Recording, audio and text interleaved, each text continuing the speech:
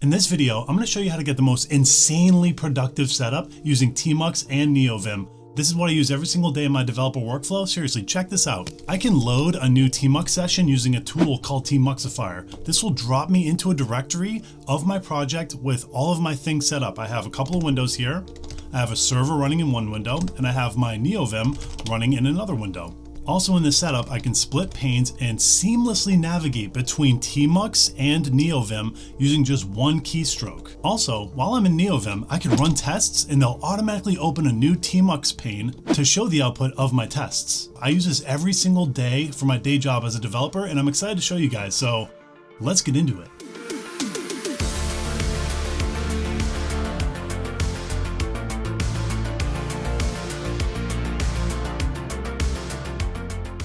So in this video, to get a great workflow, we're going to go over a few main topics. We're going to talk about configuring Neovim and Tmux to seamlessly blend together with a plugin called vim-tmux navigator.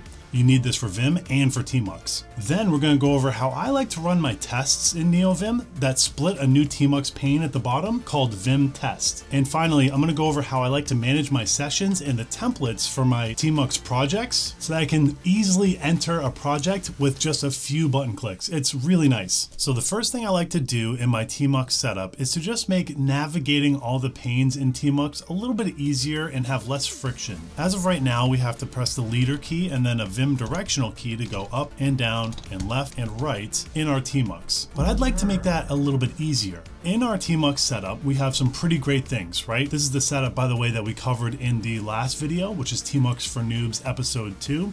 If you're not familiar with that, then go back and check that out because that's how we get this setup that you're looking at right here. But in our setup, navigating Tmux panes is really easy. We just hold our control key and push Vim motions in order to move around our panes. So J goes down, K goes up, H goes left, and L goes right. But hold on, when we're in Vim, Vim doesn't know how to navigate Tmux panes. So if we hit Control L to go right out of Vim, it doesn't do anything. Vim doesn't know how this works. We have to do our leader prefix, Control S, and then L in order to go right to get out of the Vim pane and into the other Tmux pane. Now this is a really clunky workflow, but thankfully, there's an amazing plugin that works perfectly for this. It'll allow us to seamlessly navigate between our Vim and Tmux panes. And the plugin is called, you might have guessed it, vim-tmux navigator. Now, vim-tmux navigator is a plugin that works for both Neovim and Tmux. You need both sides of this plugin in order to get the functionality we're looking for. So let's cover the Tmux side first. In order to install vim-tmux navigator on Tmux, we have a TPM package that we could use. We just need to copy this section right here and paste it into our Tmux config. Easy enough. So let's go to our Tmux config, which again, we built in the last episode, and we can just paste this new package called Chris Toomey's vim-tmux navigator. Then if we do leader capital I, it will install vim-tmux navigator. That's how you install things in TPM. And that's all you need to do for the Tmux side of things. Now Tmux is aware of how to navigate between Neovim and Tmux, but we need to make Neovim aware of navigation between Neovim and Tmux. So let's do that. Now, one of the things we want to do in Neovim is to allow us to actually navigate our Neovim panes more efficiently. As of right now, if you have a new pane in Neovim, let's say there's one below here, you have to type leader, which is Control W, and then the Vim motion to get to that pane. So leader W, K, Control W, J. That's how you move up and down in your panes in Neovim.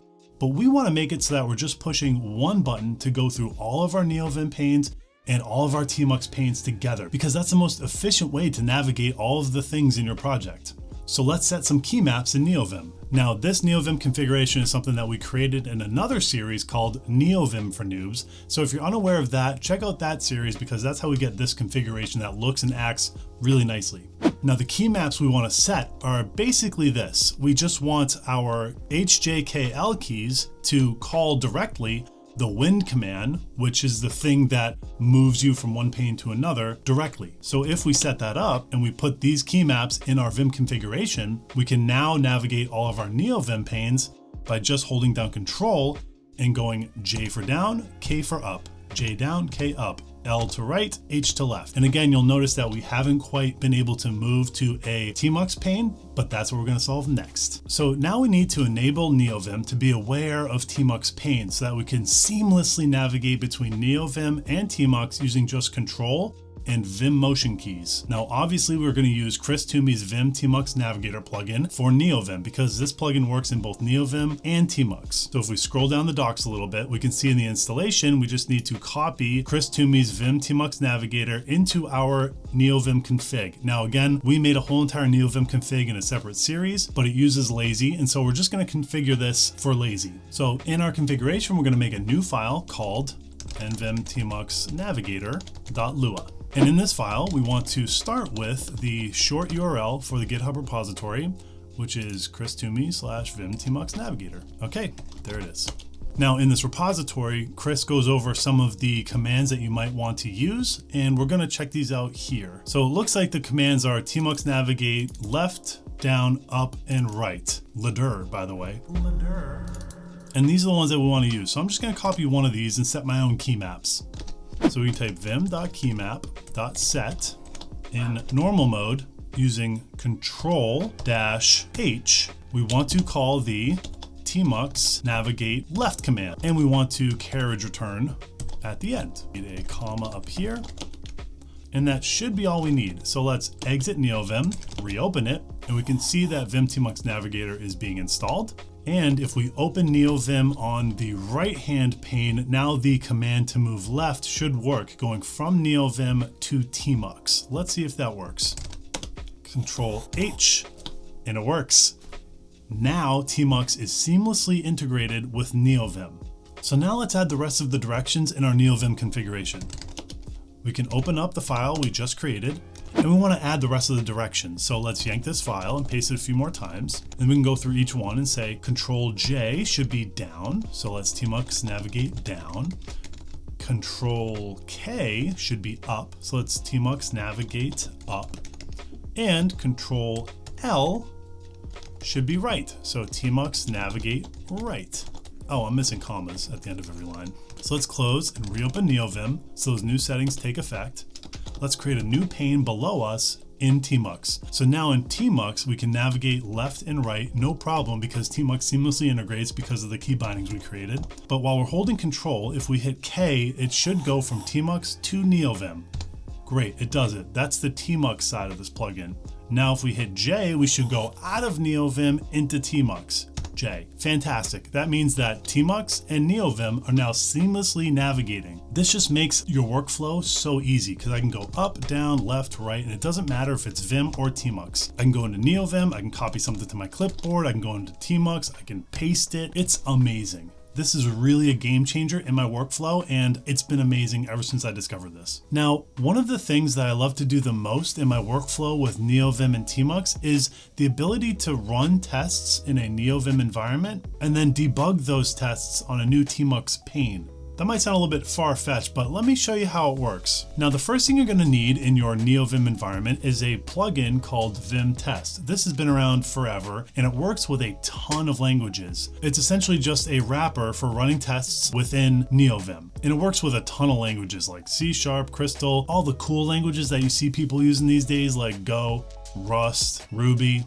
Just kidding. Python, all the major languages this plugin works on. So if you're running tests in Neovim, you might want to give this plugin a look, regardless of whether or not you're using Tmux. But with Tmux, it works unbelievable. Let me show you. The first thing we're going to want to do is create a new file in our configuration. Let's call it vim-test.lua. And in this Lua file, we want to return a new Lua table that starts with the short URL for the GitHub repository. Then we want to map some of these key bindings to this config. Now, these are really straightforward. Leader T tests nearest, leader capital T will test the whole file, leader A will test your whole suite of tests. I really just use these like wholesale. I like this key binding layout. This is what I'm going to use. So I'm just going to copy these and then paste them into my configuration underneath where I declare the GitHub short URL.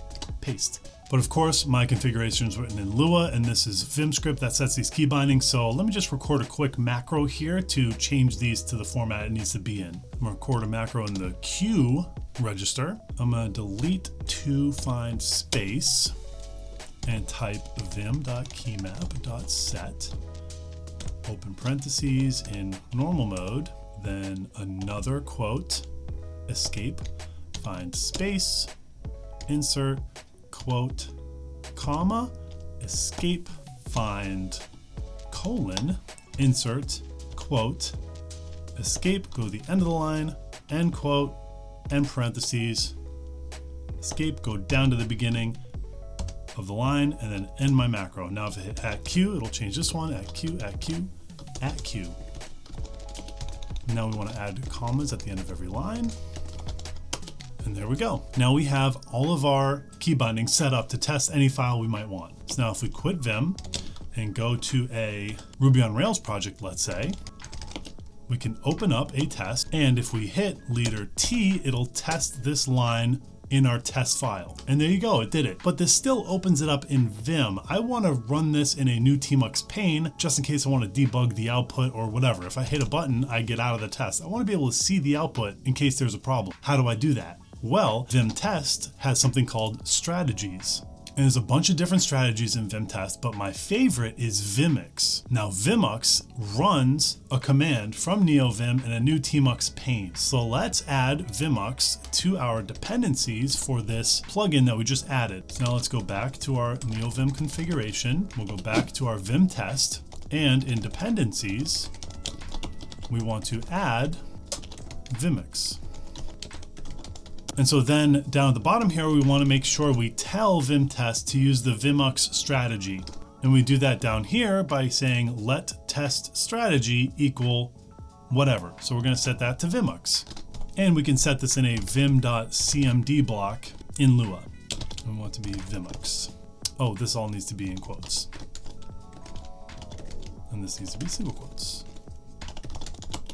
Okay. So now we've set our test strategy to vimux. What should happen is if we cd to our project, open up our test, when we run this test, it should open it in a new pane at the bottom using Tmux, and it just did that. This is amazing because if you have a problem with your test or if you have a problem somewhere else, you want to be able to hold on to that test output to be able to debug it. So now, because we are able to easily move between panes, I can just go down to this pane, I can zoom up on it by doing leader Z, and I can see the output right here. And if I need to debug something, I could put something like a, I don't know, binding.break in here, run it again, and now I'm in my REPL. I can test things out. I could say like user.count, whatever.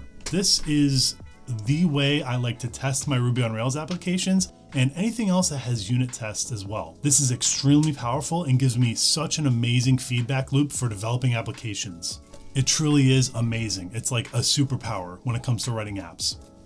So now we have some amazing tools at our disposal that make working with Tmux and Neovim seamless and awesome. But there's one more tool that I like to use in my day-to-day workflow that I think helps me out a lot, and that tool is tmuxifier. Now, tmuxifier can do a few different things, but essentially what I use it for is kind of like templates for Tmux sessions. So let's say I have a project that's a Rails project. I don't want to have to cd in that directory, open Tmux, create a new window, run my Rails server, then go back to my previous window, run Neovim, yada, yada, yada.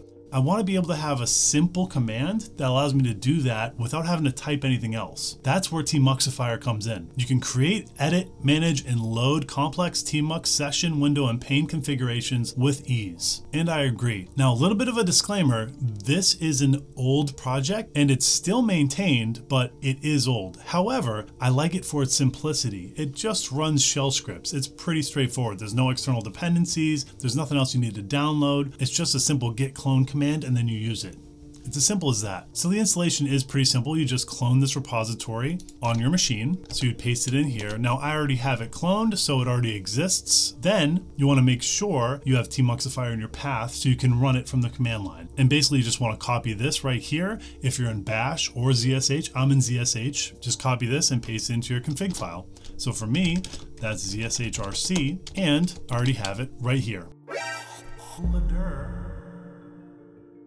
So it's already set up for me, but that's all you have to do to get it set up for yourself. Now, Tmuxifier allows you to create templates for your sessions for Tmux, so that when you want to load a new template, you just have to run a simple command and then all these windows and panes will just be there. So now if I want to edit a session, I've already created one just as an example, but I can do Tmuxifier edit session, and I have one called Rails. Now this is kind of what you're given with Tmuxifier. It's pretty straightforward and it's just a shell script.